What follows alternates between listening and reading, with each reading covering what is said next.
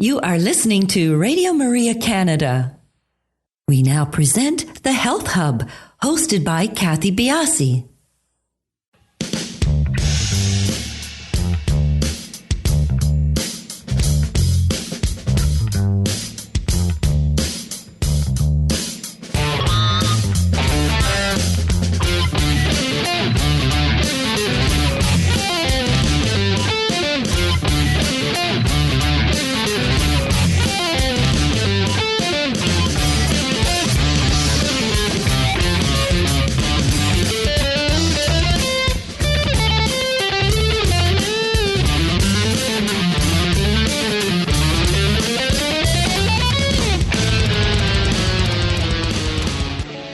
Welcome to the Health Hub on Radio Maria Canada, exploring cutting-edge health and wellness information and therapies, helping you to take your health to the next level.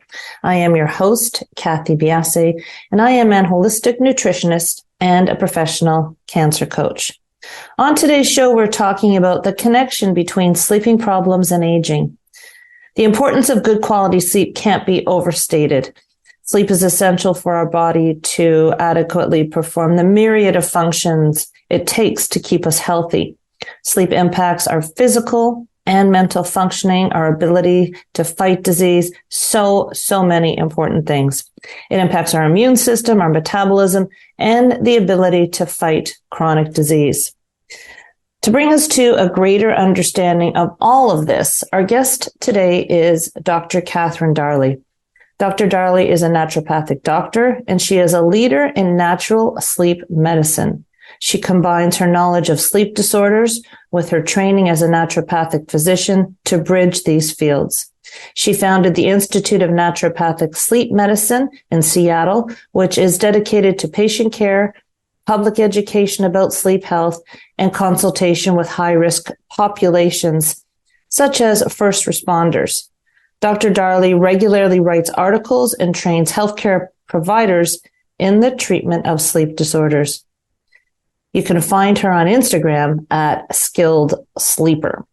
We talk about a lot of things, but the focus here is about how aging impacts sleep and how sleep impacts aging. This connection is it's well researched, and it's an important one for us to come to an understanding about, because as we age, we need to make adjustments in our sleeping patterns. We talk about how early in life we can see this connection between sleep problems and aging. Talk about how prevalent sleep disorders are across all spectrums. Just a whole lot of really relevant, excellent conversation. Stay tuned. We will be back in just a few minutes to talk with Dr. Catherine Darley. You are listening to Radio Maria Canada. We now continue with the program, The Health Hub, hosted by Kathy Biasi. Welcome back to the show, everybody. Today's episode has been recorded. No opportunity for calling in. We would love for you to follow us on our social sites. We are on Instagram, Twitter, and Facebook. And we are at the Health Hub RMC on those locations. Dr. Darley, welcome to the show. Thanks for taking the time for us. Thank you for having me. Excited to talk sleep and aging. Sleep and aging. Well, I mean, sleep is everywhere. I mean, it is getting, it's not a 15-minute fame thing. I think people are just finally getting the understanding of why sleep is so important. How did you get into this space? I have been just intrinsically interested in sleep since my college years. So I've spent my entire career in sleep. I worked as a research assistant, technologist in a research lab looking at kids' sleep and performance. Then I worked as a tech doing the overnight sleep studies in a clinical setting, looking mostly at obstructive sleep apnea. And then I decided to take a naturopathic view on sleep medicine and went to naturopathic medical school. And since then, I've focused on both treating sleep disorders, but also talking with people about the importance of sleep, because I think, it's something we all need to have good sleep every night to power our days. And it's hard in our modern environment to get the sleep we need. Well, I think, to power our days is, I think, what we probably all think, right? You need to rest so that you have energy. But what are other aspects of health that are impacted by poor sleep habit? Well, I think we could really look at pretty much every organ system and see that there's an impact of sleep on that organ system. For instance, if you have high blood pressure, it's going to be worse if you have sleep disordered breathing, such as sleep apnea. If you have insomnia, that makes high blood pressure worse. If you're simply not getting enough hours of sleep, what we call chronic partial sleep deprivation. That means you're missing, an hour or two or maybe 3 hours of sleep each night. That is also going to worsen hypertension. So, and I could go through all of our organ systems, arthritis, skin conditions, all of those, many, many conditions, weight issues are all going to be impacted by the quality and quantity of our sleep. Is it an inflammation thing that we're talking about here? Yes, poor sleep definitely contributes to inflammation. And there's many other changes in our hormone profiles that are going to be caused by sleep problems. And, the mechanisms are many, actually. In the hierarchy of health pillars, to me, sleep has been upping itself over the years. Where do you rank sleep? And I'm talking sleep, nutrition, exercise, hydration. Where do you rank sleep in this hierarchy of health? I think about the foundation of our health as a three-legged stool: exercise, diet, and sleep. And for decades, I think exercise and diet got most of the press and most of the attention, but nobody wants to sit on a two-legged stool, right? That is not a solid foundation. So if we think about just those three main pillars, sleep is the third. And then I think about it like a six-sided star when you start talking about hydration, joy, relationships, and you have all these other kind of secondary features of our health foundation. I totally agree with that. Now, a couple of questions here before we really get into our topic at hand here, which is sleep and aging. I know people who sleep for short periods of time and wake up, ready to spring into action. I am not a morning person. I know circadian rhythm and all this stuff plays in it, but is feeling refreshed the key or the only, or is it the indicator of good sleep hygiene? Well, that is an interesting question, Kathy, because we know that there is individual variability in how much sleep a person needs. Adults are typically thought to fall somewhere between needing 7 to 9 hours a night. The tail ends of the bell curve are probably 6 hours to 10 hours. But really, it's probably only 2 to 3% of adults truly do well with only 6 hours of sleep. But yet, when I talk to groups of citizens, it's much more than 2 or 3% who are saying that they sleep only 6 hours. What's interesting is that we lose the perception of how impaired we are. And that is documented in the research, that once you have gone through 3 nights of being partially sleep deprived, getting maybe 6 hours when you really need 8, you somehow, your perception of your baseline performance adjusts and you say, oh, I must have gotten used to it. But the objective data on your performance continues to deteriorate. I think of it kind of like alcohol, right? If, after a few drinks, you might think, oh, I'm impaired, I better not drive. But if you keep drinking and you get overly intoxicated, then you might be feeling, totally fine. And, oh, I'm healthy to drive. I'm able to drive well. And we kind of lose that sensitivity. I think it also happens with sleep. It's that adage that I hear more and more. Just because it happens often doesn't mean it should. It often doesn't mean normal. Now, I think we need to talk about what goes on during sleep so that we can really frame the importance of sleep. So when we sleep, it's not just rest, is it? There's lots of other things going on. Right. And to kind of set the stage for our conversation about aging, one of the things that's really important and very interesting, this was a finding that came out in 2015, is that we actually have a lymph system in our brain called the glymphatic system or the neuroglymphatic system. It's very similar to the lymph system that we have in our body, Kathy. People may be familiar with, the lymph nodes getting sore during when you have a cold or something, because they're processing all of those toxins of the cold. The lymph system in the brain actually processes and clears metabolic waste product. The tie-in with sleep is that those lymph channels open up to almost twice the size during sleep as they are during the day. So think about sleep as a time to clean your brain. And one of the compounds that's cleaned from the brain during sleep is what's called beta amyloid proteins.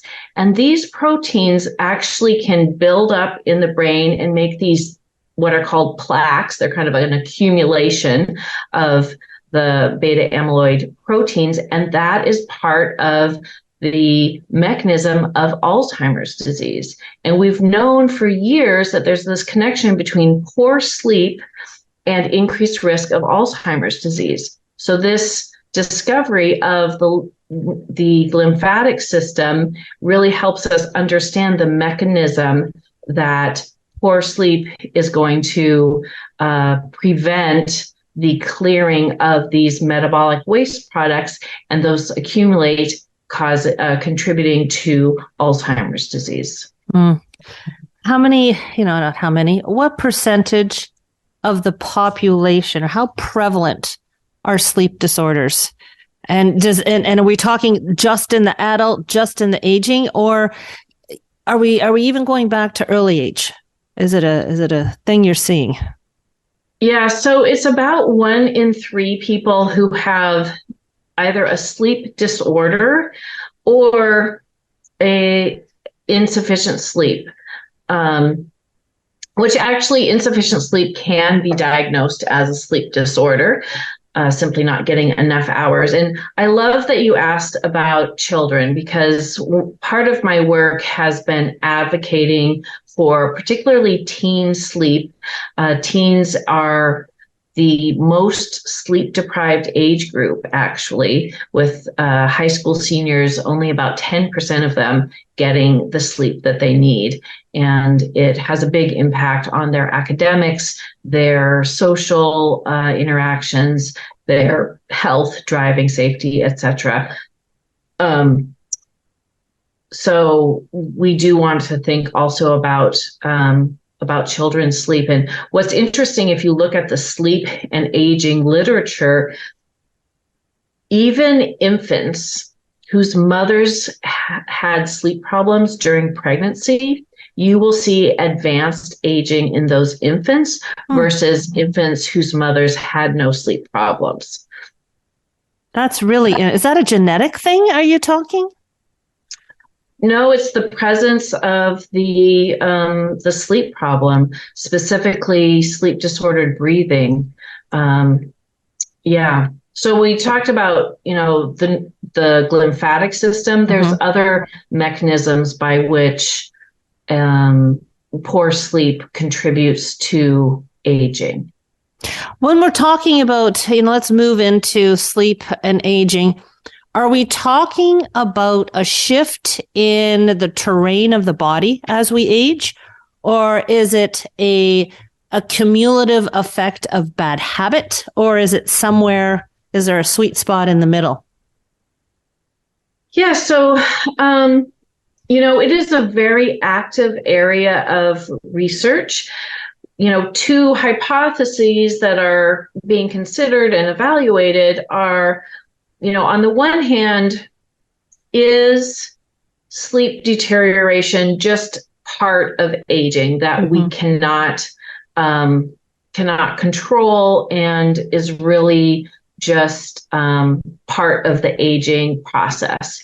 Or is the sleep problems that we see in people, in elders, part of disease and something that we want to treat? The current idea, or some newest research, suggests that actually it is due to impaired ability to generate sleep, and that it is something that we want to address.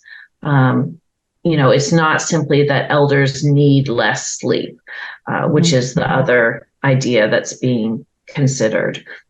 Does that answer your question? It does. But can habitual bad sleep, just bad habits of sleep, also contribute to, is it a cumulative effect as we age? You talked about teen and how they don't get enough sleep. And if that continues on, and then all of a sudden you hit the age of 50 and, it's not as easy to just lean against a wall and fall asleep. Is that bad habit or is that aging?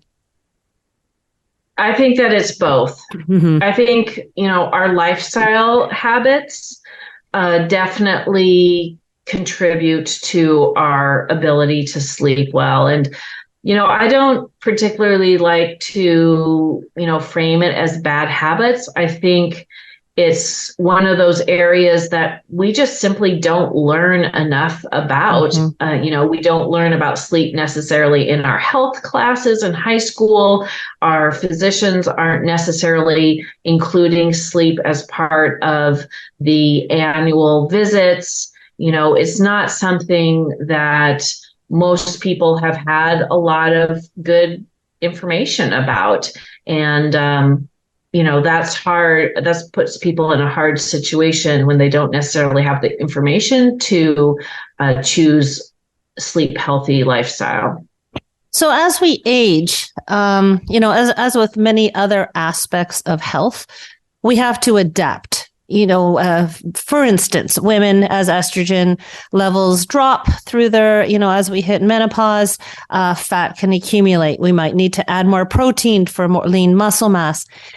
Is it an adaptation for sleep as well? Are there things going on behind the scenes that can disrupt sleep that we should be made aware of, and so forth, take an adaptive stance against? Yeah, so there's a lot of impact of general health problems onto sleep. So, for instance, as people age, they tend to get more overweight, right? And obesity itself is going to increase the prevalence and the likelihood of having obstructive sleep apnea. And so then you have obstructive sleep apnea actually changes our glucose metabolism, changes our appetite hormones, and you can get into this negative feedback cycle where obesity contributing to obstructive sleep apnea contributing to obesity. Medications can interfere with sleep. And we know that as people age, they tend to add in more and more medications. So that's also a problem. The neurodegeneration that happens as we age, the aging of our brain is going to weaken some of those sleep generating neuro pathways. So there's a lot of interplay and just interaction and these negative feedback loops that get started and contribute to poor sleep as we get older. Do you delve into the mental health aspect of sleep? Oh, totally. One of the things that I really like to uplift and bring to people's awareness is the connection between sleep and loneliness, or poor sleep and loneliness, I should say, that when people are lonely, they don't sleep as well. And I think one of the things that's really come out of, the pandemic is increased discussion and awareness of kind of a sub-epidemic of loneliness. And that's reported in literature from around the world. Basically, the idea here is that we as human beings, being social creatures, we need to feel socially supported in order to be able to fully let down our guard, reduce our vigilance, and relax into sleep. Mm. Now, a question I have to ask, and we'll end the first half on this. Is there a difference between the sleep capabilities of men and women? Just from an observational standpoint, it just seems that women, as we age, have a harder time getting a good night's sleep. I find, my hearing is like magnified at night, and I just hear more. And is there literally, or is it just, playing in my film? Is there a difference between men and women as they age in their sleep? That is a great question, and it comes up often. I wish there was a simple yes or no answer. What's interesting, Kathy, is that when you look at men's and women's sleep objectively, women actually have some signs of sleeping better than men do, but that subjective difference in women having more sleep complaints, that also is true. And we wonder, and it is something that's discussed in sleep science, and I don't think that there's been a conclusive answer, but why is that difference between objective measurements and subjective experience? Part of it may be differences in the brain between men and women, that women are more sensitive to the sleep disturbances that they are having. It's still unknown. Or we go to bed with more in our mind. I find that can be something too. It's such layers, isn't it? Layers and layers and layers. And there's not one prescription for good sleep. We're going to take a quick break here, everybody. We'll be back in just a few minutes to continue this conversation with Dr. Darley.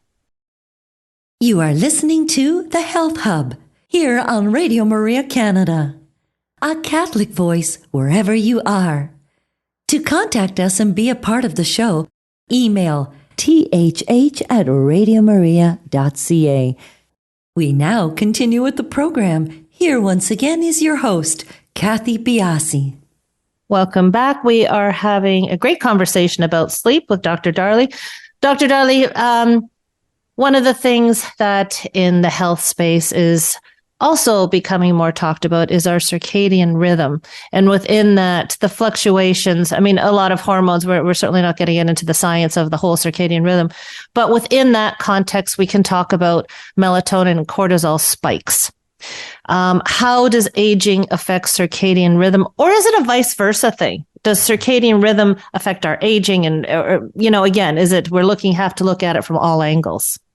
Yes. So, it is a bidirectional relationship between circadian rhythms changing as we age, and aging being more rapid among people who have some certain chronotypes. A chronotype is whether you're a morning person, a night person, or neither. And so let's kind of back up a little bit into the mechanisms. I think what is really important for people to know that you may not have heard before is that our circadian rhythm is really set intrinsically in our physiology. I think about it as, it's intrinsic as our eye color. Nobody chooses their eye color. There's nothing you can do to change your eye color. It just is what you're given, right? And think about circadian rhythms as immutable as that. that our circadian rhythm is set deep in the brain. It is also set in our cells. Every cell has clock genes, which makes that cell do more or less of its activity at different times of day. So it's really very hardwired into us. That said, one thing that we know is people who are extreme night owls think they're not falling asleep until sometime between 1 and 6 in the morning. They have more advanced aging than people who are strongly morning people. Another mechanism of aging that we see related to sleep is this area on our DNA called telomeres. If you think about your coils of DNA, on the very end are these little sections called telomeres, and they're not copied as part of our DNA. They're just really protecting the DNA, like that metal end of your zipper protects the zipper, right? And as we age, those telomeres get shorter until we're at advanced age and the DNA can start fraying because it doesn't have these protective ends of the telomeres. And what we know is that people who are these extreme evening types have these shorter telomeres. And so their DNA is going to start fraying at an earlier age, basically. So I think you've answered the question that the timing of sleep is crucial, not just the hours, but the hours of the day and evening that you're sleeping are crucial. Can we reset the circadian rhythm if it's off? The way to keep your circadian rhythm strong and more oriented towards the morning is to entrain it with light. So what's really interesting is that we have special cells in our eyes that receive light cues from the environment, from the day-night cycle, the sun cycle. And when we get this bright light, particularly in the morning, it sends a cue to an area of the brain that suppresses our melatonin release. So you've all heard about melatonin. Whenever I'm talking about melatonin, I like us to be really clear between our endogenous melatonin pattern and supplements. So right now I'm talking about our natural endogenous melatonin release. And when we get this bright light cue from the sun through our eyes to the brain, it suppresses our melatonin. And then as the light shifts in the evening and it becomes more yellowish, dimmer, think about sunset and then candlelight or firelight. Those are very different light than bright morning sunshine, right? Though in those dim light conditions that are more yellowish, pinkish light, our melatonin can start to rise.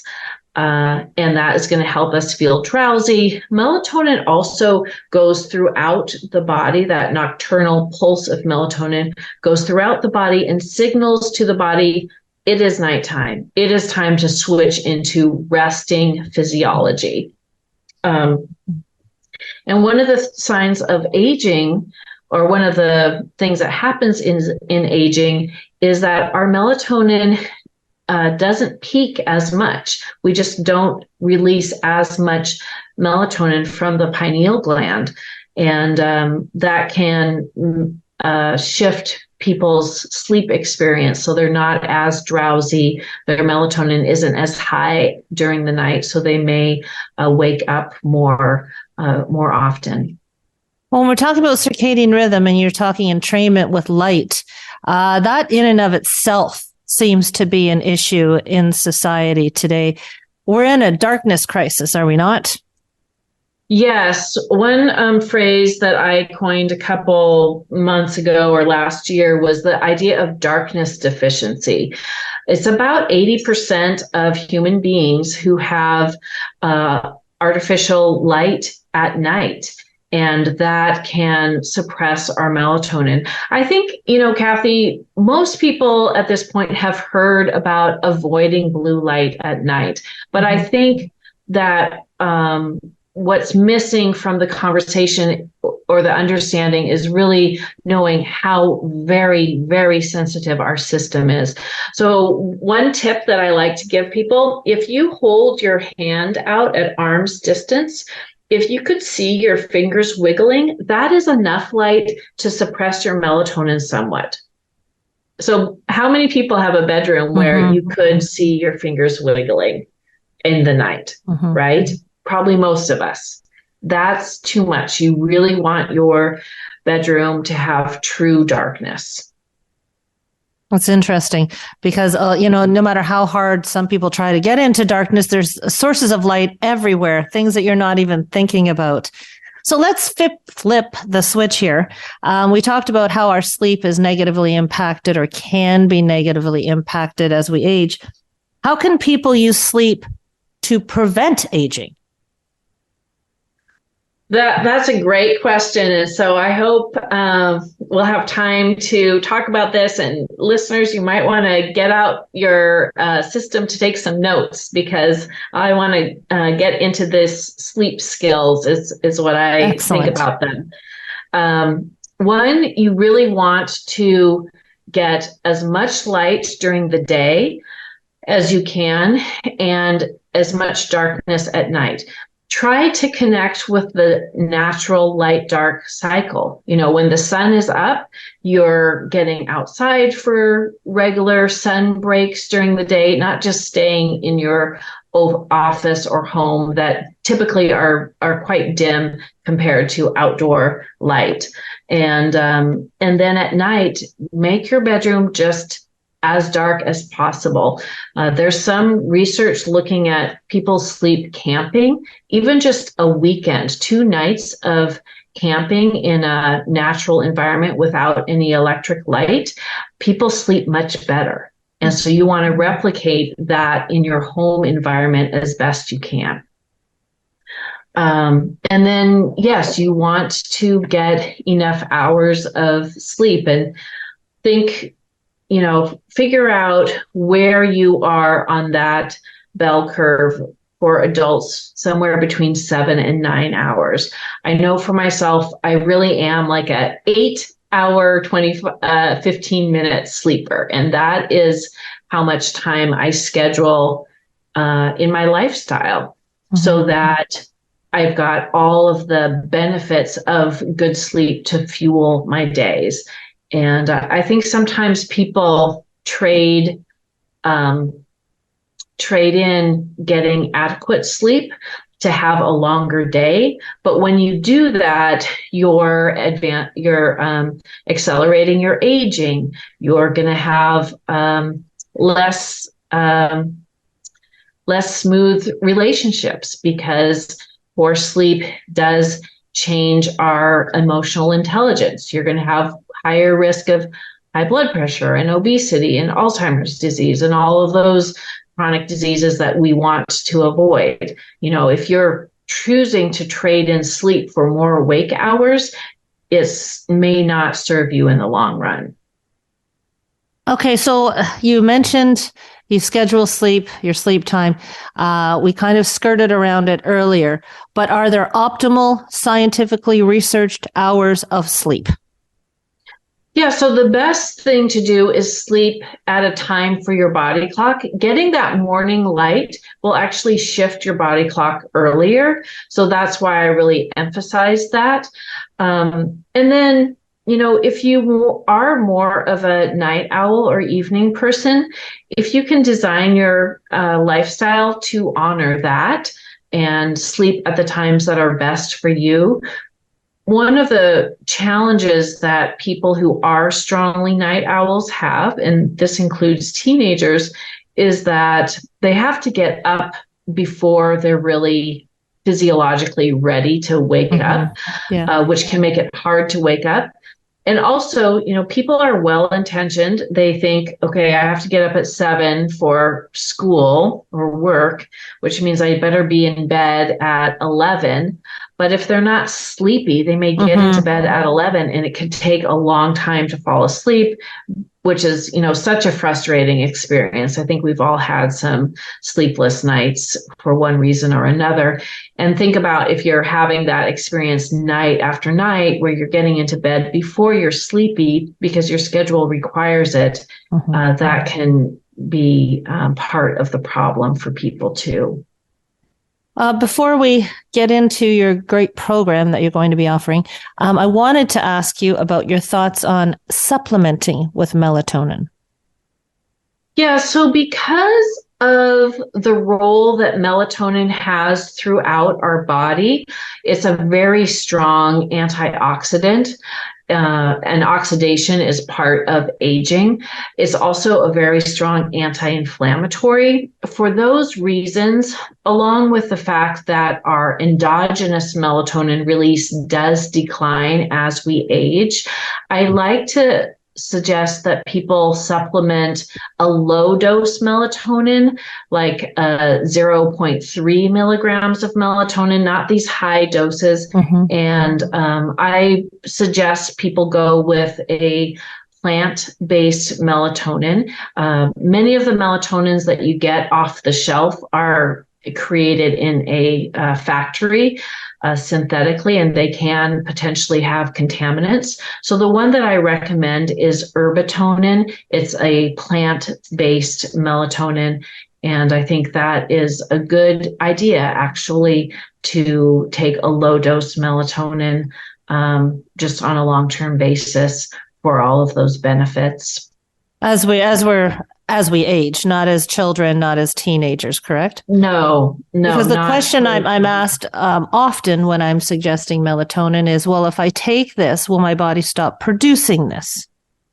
Right. And because melatonin is not regulated with a feedback loop, it's not like your melatonin gets to a certain level and then it turns off. That's not something that people need to be concerned about, particularly when we're talking about taking what are physiological doses in line with our natural levels. Okay. So at what age would you say start? I think 50. 50. Okay. And you can take this safely on a nightly basis. You take it about an hour before you go to sleep? Yeah, for melatonin in that style, probably half an hour before bed. Okay. Yeah. Wonderful. Now you have a new online program coming to market. Can you tell us about that? Yeah, so it's at skilledsleeper.com and there's 7 units and it really helps people rebuild their sleep. And I do think about sleep as, not sleep hygiene, but sleep skills. So it's knowledge and practice that you need to know exactly what to do, and having a little information about the why helps us stay motivated, helps us stick with the plan. And I'm excited to offer that because, people aren't getting the information elsewhere, and sleep is universal. It is foundational, and it really does make the difference between a quality life and a not so great life. And I think it's important that people understand that by changing habits, they can impact how well they sleep. I don't know if that is often stated enough. Right.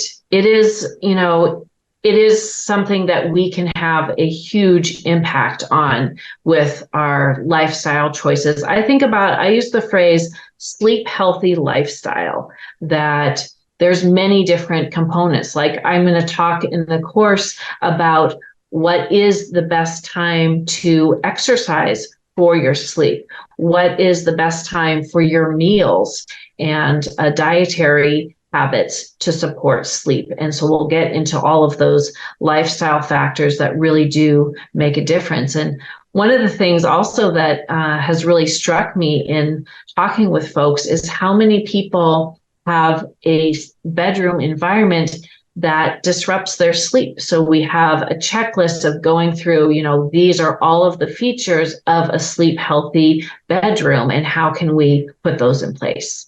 And when does your program come to market? It's coming out in the middle of June. Oh, wonderful. June 2023. Are you still seeing clients and patients? At this time, I'm not. I have a wait list. Okay. And so if people wanted to find out more about you, do you have a website, social media that people can lock into to find out, to get more information? Yeah, so my courses are on skilledsleeper.com, and then I'm really active on Instagram, and you can find me there at Skilled Sleeper on Instagram, and I do, daily discussion of sleep news and findings, sleep routines and skills to really uplift and empower people to get the sleep they need.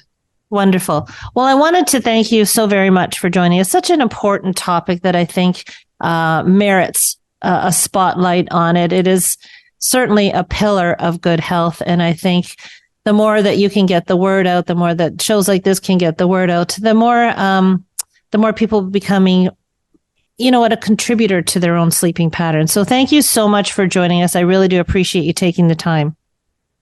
You're welcome. Glad to be here. Sleep well, everybody. Very good. Everybody, we will talk to you next week on the Health Hub.